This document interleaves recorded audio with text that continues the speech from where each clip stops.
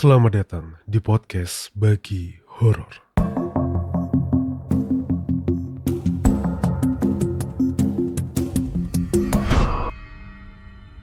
Assalamualaikum warahmatullahi wabarakatuh. Salam sejahtera, Om Swastiastu, Namo Buddhaya, dan salam kebajikan untuk kita semua. Kembali lagi di podcast Bagi Horor. Tentunya masih bareng aku Arga di sini yang akan menemani kalian selama beberapa puluh menit ke depan dengan cerita-cerita horor dari para sobat horor. Hari ini akan ada beberapa cerita yang akan aku bacakan.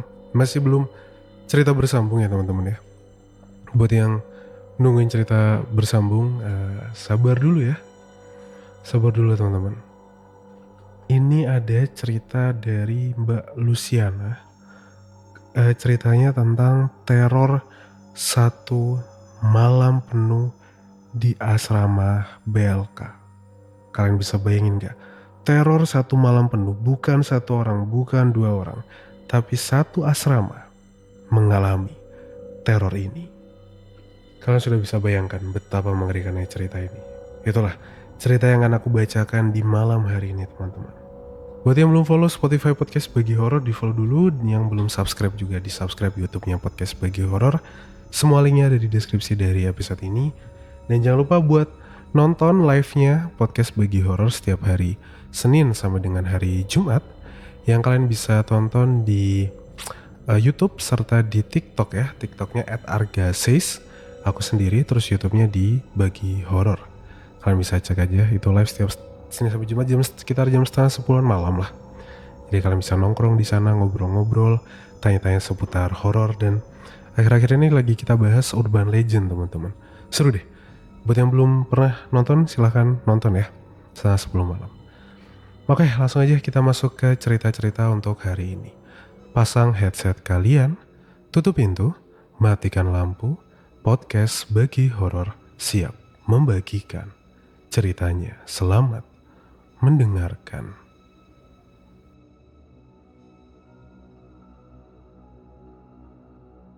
Hai Arga, kenalin, aku Luciana. Yap, yang kadang sering mention di story Instagram. Aku termasuk silent listener ya. Ngedengerin dari 2019. Dari awal-awal pas Arga masih niruin gaya cerita Radio Ardan. Ya dulu drama banget lah modelnya. Sekarang kan lebih ke monolog ya. Dan stay sampai sekarang ini. Wah, terima kasih Mbak Luciana ya. Karena makin kesini, Arga sudah menemukan sendiri gaya berceritanya yang pas. Yang sudah beda jauh dari awal-awal dulu. Dan pastinya, aku sebagai pendengar merasa Arga sendiri makin nyaman dengan gaya cerita yang sekarang. Apalagi emosinya dapat juga. Asli, banyak banget perubahan yang bikin betah. Alhamdulillah. Terima kasih Mbak Luciana. Tapi jujur, kalau untuk ngikutin live-nya agak sulit. Soalnya jam-jam segitu aku waktunya kerja. Kebetulan aku kerja di Taiwan. Itu sedang jaga nenek yang harus cuci perut setiap malam pas mau tidur. Jadi ya gitu deh. Betul ya, aku pengen berbagi cerita tentang beberapa pengalaman horor yang aku alami. Aku juga sebenarnya pengen share cerpenku yang horor-horor gitu di sini. Tapi pelan-pelan dulu aja ya. Kadang mood memburuk bikin malas nulis. Oh ya, aku udah punya satu kumpulan cerita horor urban legend yang ada di Taiwan. Tulisanku sendiri dengan banyak riset sana sini. Bahkan beberapa aku wawancara sendiri sama orang yang mengalami. Walau gak booming karena buat kalangan sendiri aja sih. Boleh dikirim loh Mbak Luciana, Urban Legend Taiwan. Aku beberapa kali mengalami kejadian horor, baik di rumah, di salah 2 hotel tempatku training, bahkan di 2 majikan sebelum ini. Aku sempat juga mengalami kejadian horor. Beberapa bertepatan di bulan hantu. Tapi yang mau aku ceritain ini pengalaman horor yang aku alami sebelum aku berangkat ke Taiwan. Oh ya, di Taiwan ada yang namanya bulan hantu teman-teman. Itu kalau nggak salah di Singapura juga ada deh, bulan hantu. Aku dulu pernah sempat bahas soal bulan hantu, tapi aku nggak terlalu tahu pasti gitu soal bulan hantu ini seperti apa. Kita lanjutin cerita dari Mbak Luciana ya. Untuk cerita pengalaman lain, kapan-kapan ya. Cerita ini ku alami sebelum berangkat ke Taiwan part 1. BLK Sekarpuro, Malang. Kejadian ini aku alami saat sedang pendidikan di sebuah BLK atau Balai Latihan Kerja yang ada di daerah Sekarpuro, Malang. Untuk saat ini BLK-nya sudah berubah jadi toko dan kantor ekspedisi kalau nggak salah.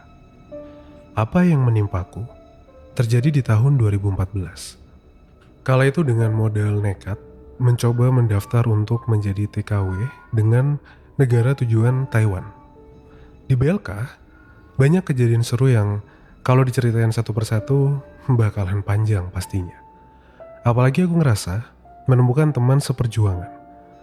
Tak hanya kisah seru, lucu, haru, tapi ada juga kisah horor yang sempat kualami saat di BLK selama 3 bulan.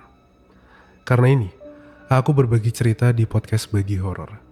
Jadi cerita yang akan aku ceritakan tentu saja cerita horor. Sebelum bercerita panjang, aku ingin menjelaskan. Di BLK ini ada ruang-ruangan yang tiap harinya kami gunakan.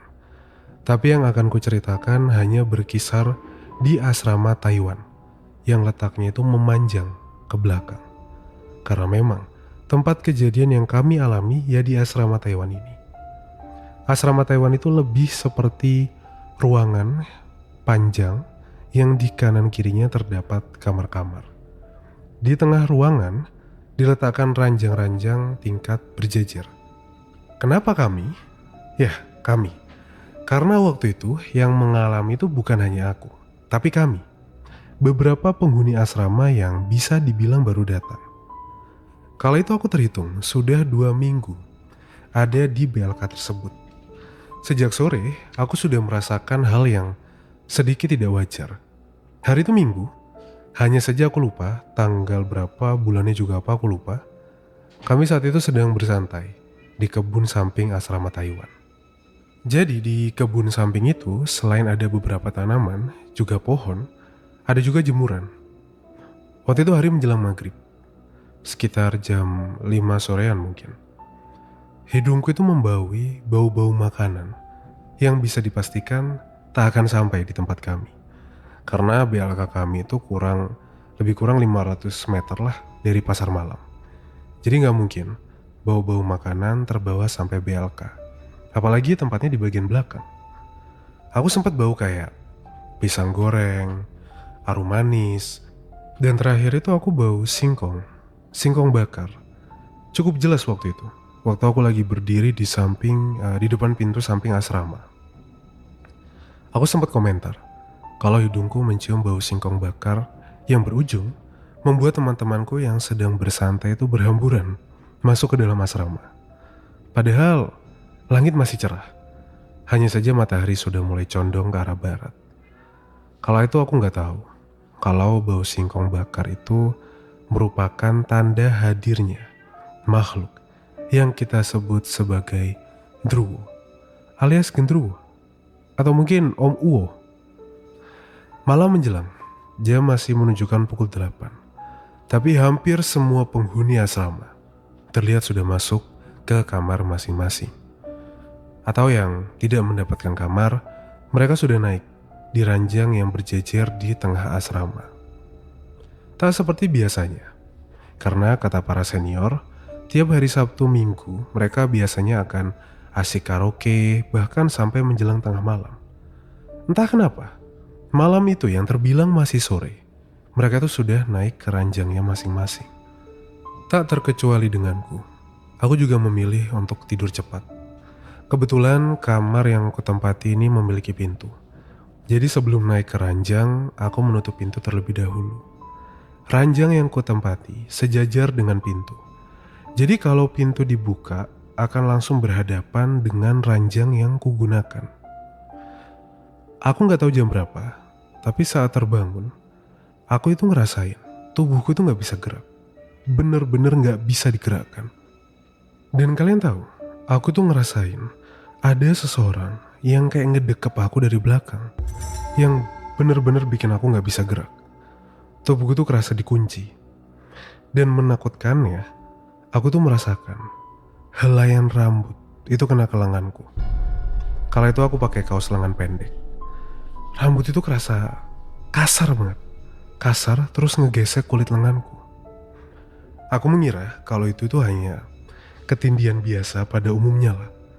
Jadi kalau aku merelekskan tubuhku, maka aku akan bisa menggerakkan tubuhku kembali. Ternyata aku salah. Di detik selanjutnya, aku mendengar bisikan seorang wanita tepat di telingaku. Dia berbisik, mengatakan sesuatu yang entah aku gak paham. Bahasanya bukan bahasa yang bisa kupahami.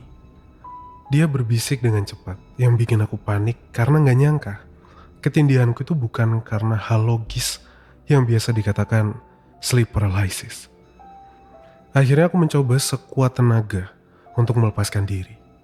Tapi bisikan wanita itu terdengar makin cepat di telingaku. Sekali aku mencoba melepaskan diri sampai aku mendengar diriku sendiri itu mendengus. Teman sekamarku mendengar aku mendengus, dan aku mendengar derit ranjang dengan jelas. Lalu terdengar panggilan teman untuk membangunkanku. Sayangnya aku masih tetap terkunci, dan bisikan itu masih terus terdengar di kepalaku, di telingaku. Kembali aku mencoba melepaskan diri, dan kembali aku mendengar dengusanku sendiri. Teman sekamarku kembali memanggilku. Kali ini aku mendengar ada nada panik, dan sepersekian detik aku merasakan dia menepuk kakiku dengan sedikit lebih kencang. Aku langsung terduduk, nafas ngos-ngosan. Baiknya yang tadi memanggilku langsung mengulurkan air minum. Aku segera meminum air untuk menetralisir. "Mbak, kamu gak apa-apa, Mbak?" tanyanya. Aku mengangguk. Nafasku mulai normal. "Tahu ndak, Mbak, sebelum aku pukul kakimu itu, aku antara takut juga bingung. Masalahnya aku udah 2 kali dengar kamu kayak mendengus gitu. Dipanggil sampai 2 kali kok tetap ndak bangun. Dan tahu gak, Mbak, di kebun sebelah tadi kedengeran rame banget orang ngobrol, persis kayak di pasar. Tapi aku juga denger angin kenceng banget. Jadi jujur, aku takut juga tadi pas mukul kaki kamu." Itu cerita teman sekamarku. Belum selesai kami ngobrol soal situasi aneh yang kami alami, aku mendengar teriakan dari luar kamar. Tak lama seseorang datang, masuk ke dalam kamar. Wajahnya terlihat ketakutan. Teman ini sebut saja namanya itu Yeni. Dia juga anak baru. Baru beberapa hari datang. "Kenapa, Yen?" Mbak takut, Mbak. Aku didatengin cewek rambut panjang. Dia mau nyium aku. Udah meluk tadi. Tapi aku gak mau. Terus aku dibangunin Mbak yang di marah sebelahmu itu." Yeni mengadu pada kami. Kami saling pandang. Baru saja aku alami dipeluk dari belakang oleh perempuan. Ini Yeni datang juga cerita didatangi perempuan. Tak lama setelah Yeni masuk, ada lagi salah seorang teman yang juga masuk ke kamar. Jadi penghuni kamar kami bertambah. Kami saling berdesakan di ranjang yang harusnya diisi 1 orang. Sekarang masing-masing ranjang itu diisi 2 orang. Kami bercerita keanehan dini hari ini dengan was-was. Dan aku masih mendengar angin kencang, seperti masih berputar-putar di kebun sebelah asrama. Beberapa kali mendengar jeritan tertahan dari beberapa penghuni asrama di beberapa kamar. Aku mencoba untuk tetap di kamar. Entah, hawa di asrama juga terasa nggak nyaman, kayak sesak, dan seperti mendengar orang ngobrol tapi dengan bahasa asing. Bahasa yang aku nggak tahu itu bahasa apa. Seperti gumaman, tapi lebih nggak jelas. Persis seperti saat aku dibisiki oleh perempuan tadi. Saat tahrim, baru semua perasaan tak nyaman itu berangsur-angsur menghilang. Saat azan subuh berkumandang, aku memilih untuk bangun, dan kami beraktivitas seperti biasa. Sudah selesai? Belum, karena ternyata banyak cerita yang aku belum tahu yang dialami mbak-mbak CTKW yang lain saat kami berkumpul di kelas untuk persiapan belajar. Di sana, satu-satu cerita itu terkuak. Di salah satu kamar, setelah kehebohan dari kamarku dan hal yang menimpa Yeni, Ternyata ada salah satu penghuni baru yang datangnya itu bersamaan dengan Yeni. Sebut saja Okta. Dia juga didatangi makhluk mbak-mbak ini. Tapi mbak dalam tanda kutip ini hanya duduk di sebelah ranjang Okta dan menangis terseduh di sana. Wajahnya berantakan, tak berbentuk, kata Okta. Beberapa penghuni yang kamarnya berseberangan dengan kamarku merasakan gedoran di dinding kamar. Satu cerita yang membuat merinding adalah salah satu cerita dari Mbak CTKW yang umurnya sudah lumayan. Panggil Ibu Yana saja. Beliau ini karena tak dapat kamar, jadi tidur di ranjang luar. Sejak sore, beliau sudah memutuskan untuk tidur. Tapi ternyata tidurnya tak nyenyak. Beberapa kali ketindihan. Bahkan aku juga sempat mendengar ketika jam 10-an malam, kala itu beliau dibangunkan teman sebelahnya. Tapi aku gak terlalu paham ada apa.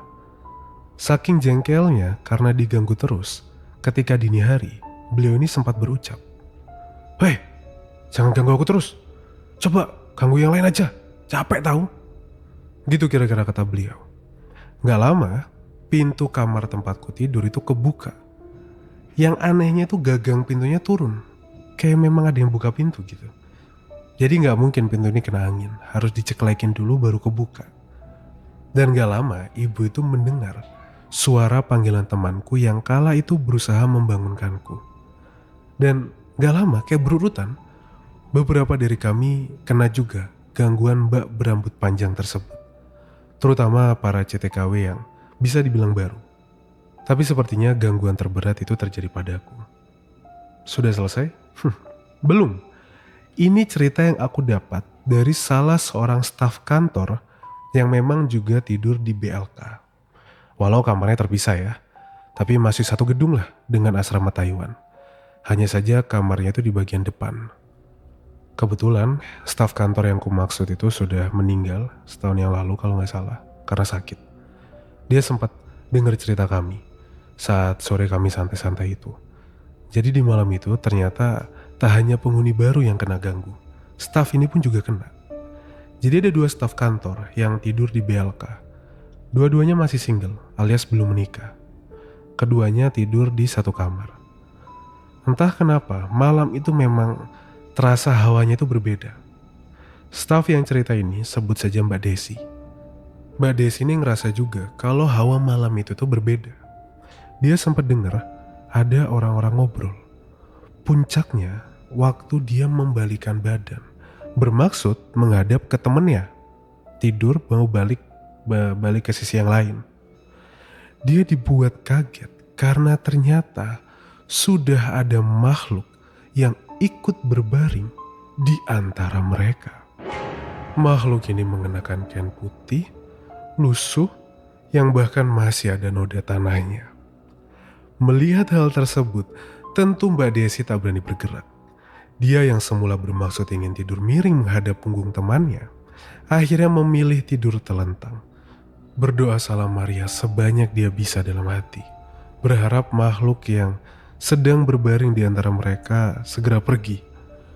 Waktu terasa lambat sekali, sampai akhirnya ketika sayup-sayup telinganya mendengar azan dari jauh.